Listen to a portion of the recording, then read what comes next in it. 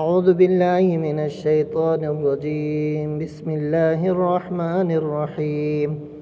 اچھا، یہ تختی نمبر 6 ہے۔ یہ مشق ہے جو ہم نے پڑھا ہے، اس کا مشق ہے کہ ہم نے کیا سیکھا۔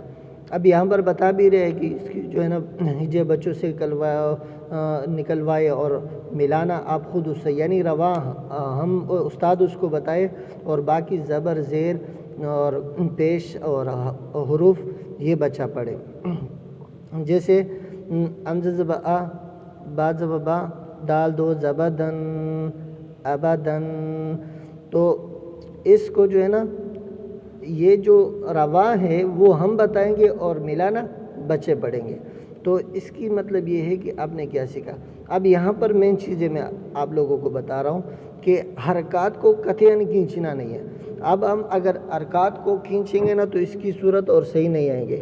اس کو اس ترتیب سے پڑھیں گے، امزہ زبر ا، با زبر با، دال دو زبر دن، ابدن، وقفاً، ابدا۔ امزہ زبر ا، حا زبر حا، دال دو پیش دن، احد، وقفاً، احد۔ امزہ زبر ا، خا زبر خا، ذال زبر ذا، اخذ، وقفاً، اخذ۔ امزہ زبر ا، ذال زیر ذی، نون زبر نا، اذن، وقفاً، اذن۔ امزہ زبر ا، میم زبر ما، را زبر را، امر، وقفاً، امر۔ اگر ہم اس کو کھینچیں گے کہ امزہ زبر آ، با زبر با، آبا، دال دو زبر دن، آبادن، تو اس کی ایک تو الفاظ تجوید غلط ہو جائے گی اور ترجمہ بھی اس کا غلط آئے گا، اور دوسری بات یہ نا کہ الٹا گناہ بھی ملے گا اور خوبصورتی بھی نہیں آئے گا۔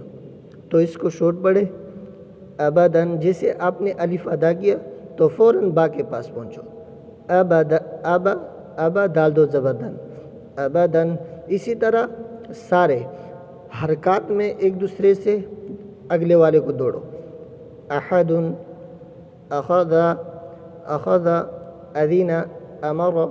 تو الف جیسے آپ نے الف پڑھا تو فوراً میم کی طرف دوڑو، امر، امر، وقفا۔